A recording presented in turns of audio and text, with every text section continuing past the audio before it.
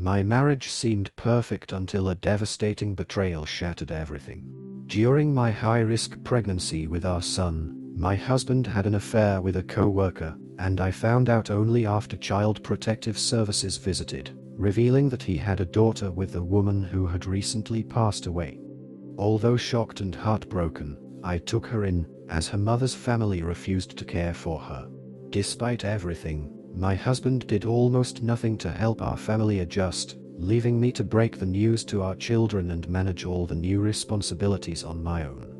My 34-year-old female life is falling apart, and it's all thanks to my husband.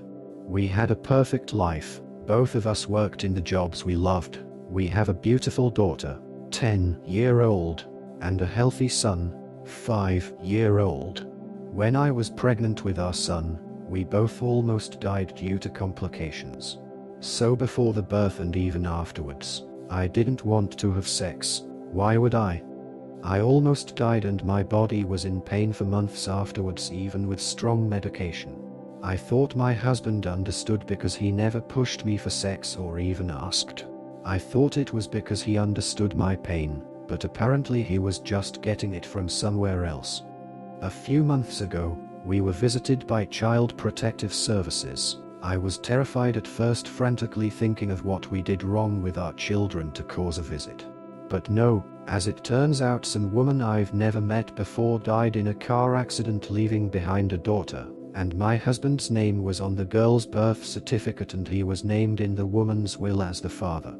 I thought it was a mistake at first, until my husband told me the truth. As it turns out, while I was suffering my pregnancy and the after effects of almost dying, my husband would go to a woman he knew at work and get it off with her. He said this as if he did me a favor. Well, as the CPS worker explained to us, my husband is her closest living relative that can care for her. The woman's family apparently wanted nothing to do with the poor little girl. When she asked us if we wanted to take her in, I said yes. Yes, I know this might be the true cause of all my issues, but my husband pawned that poor girl off to live with her single mother for 5 years. He doesn't get to pawn her away when she needs help. She's his responsibility, and now is ours. I told him I'll help take care of the necessary visits for wellness checks and help with whatever CPS wants us to do. All he had to do was explain everything to our children. The fact I'm saying this tells you what he did. Yes, nothing. We had to clean out a room and buy new furniture and even looked for some toys. Our children go to a private school, so I picked up some more work hours in order to be able to afford her tuition. I was the one who had to tell our extended families the big change because he didn't want to do so. I did almost all the heavy lifting. So color me shocked when his daughter finally joins our family 2 weeks ago and the first words out of our children's mouths was, "Who's that?" Yes, I was the one who had to tell our children's school, extended families, family doctors, and my workplace about my husband's affair and subsequent addition to our family. But he couldn't tell our children, being he was too ashamed to face them. So guess who was the one who had to explain that they have a sister now, as I'm trying to settle the poor girl into her new home and room. And shocker, our children didn't take the news well, as it was happening right in front of them. My daughter was screaming while crying, causing my son and the little girl to cry. A situation that could have been avoided if my husband just did the one thing I asked of him and explained everything to them much sooner. It's been 2 weeks of her living with us and the situation hasn't improved. My husband has not picked up the slack that comes with having a new addition to the family, so we're struggling right now to make ends meet. I feel embarrassed bringing all 3 children around for appointments and groceries because the little girl is very much obviously not mine, and I can tell people are judging our family. My daughter is much moodier and less happy and refuses to even acknowledge our newest addition to the family. Our son doesn't really understand what is going on and it's causing even him to lash out. And I don't even know how to help the poor little girl, because I know that if I feel like my life is falling apart, she must feel even worse. I suggested family therapy for our children, Even just marriage therapy, so we can hopefully move past this and work together as a unit for all the children. He's refused everything, saying that he knows he'll be lectured by everyone when all he was doing was trying to help me. I just don't know how to fix this. Please help me. I don't want to divorce him because I just know that will make it worse for the kids, but that's the only option my family is telling me. Meanwhile, his family is begging me to make this work and to just look past it. Thank you, I hear you all loud and clear. We'll be looking into therapy for me and the children and hopefully a good divorce lawyer. But first I need to get some answers because some of you are raising some good points. Update. I'm sorry, you all were right. It was a lie. When all of you were pointing out how the kids' responses to youngest arriving didn't make sense, it made me realize how correct that is.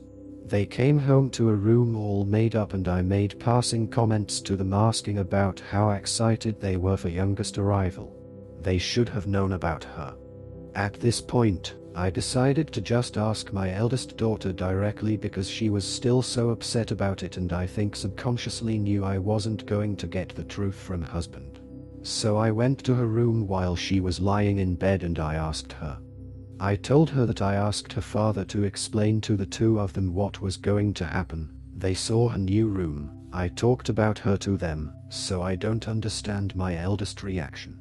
So yes, it turns out husband didn't tell them and then me the truth. A surprise to no one, I am figuring out. The story he told the kids was that youngest was a daughter of one of our friends, and we felt so bad we had to take her in. Nothing about her being their half-sister or him having a daughter with another woman. Well, when she came home that day and the kids asked who she was, the pictures we were able to share of youngest, she had braids in and wore much different clothing than when she arrived. It was my response to them that ruined his little lie. This is your half-sister, remember? Our son was too young to really get what it meant, but our daughter did. That's why she freaked out that day, not because of the new addition to the family but because what the new addition meant. I apologized for causing her to freak out that day, for not sitting both her and her brother down for a real discussion over how they feel and to make sure their father did what he was supposed to do, and apologized for only talking to her now after she had a much deserved reaction to it all. My daughter accepted the apology, and I asked her if that was why she was distant from the youngest. She told me that's part of it, and because word got out at her school about what the newest addition to our family going to the school meant, so now she's getting teased and picked on for having a father who cheated. It broke my heart realizing just how badly I messed up. By continuing to beg the spineless man they called a father to help them and then allowing myself to get shut down, I was essentially allowing all the kids' needs to be ignored. I told daughter I'll sign her and her brother and sister up for therapy. Of course the pathetic man tried to plead with me not to when I mentioned signing the kids up, but I told him to give it up already. All three children's lives have changed, and it will help them adjust with a professional to speak to. He's been grumbling and whining about it, but I don't care anymore. And this might cause many to be upset with me, but I'm in the process with husband to have him transfer custody of youngest to me. I've grown to care for her, and as some comments in my last post have pointed out, once I do divorce him and leave with our kids, I don't doubt he'll treat her awfully or neglect her. He's been right on board and it took some convincing, but his parents finally agreed to be witnesses. I got all the paperwork set up and scheduled an appointment with an attorney to help with anything else. Once that happens, I'll try to get everything I need in order to have a smoother divorce and then subsequent move to be closer to my family. Thank you to everyone for giving me a good slap in the face and help me realize that the children and I deserve better, and I was being so gullible into thinking a man who cheats on his dying pregnant wife is deserving of any respect. New update. I have 3 children, an 11-year-old daughter, and 2 6-year-olds, a son and daughter. Just recently, after months of court hearings, home visits, background checks, and interviews with a judge and a social service worker, I've been granted custody of my 6-year-old daughter with her biological father, my husband, giving up parental rights to me. Right now, I'm looking into how a divorce will go and what I need to get any affairs in order to make the process as smooth as possible for everyone involved. The reason for the divorce is because of how he behaved when his adultery came into light. As you can see from the ages, he cheated on me with a co-worker of his while I was dealing with a highly complicated pregnancy and birth. I was the one who had to get everything in order. Meanwhile, it seemed like he did everything he could to make the process of a new addition to our family as difficult as possible. He lied to our children, refused to take all 3 children to therapy, and when I did take them, he whined and complained, refused to take on extra workload to help our budget stabilize after a new addition, refused to even acknowledge the children were struggling, and even refused to take all 3 children out and about because he didn't want people to judge, but it was perfectly fine for me to go through it.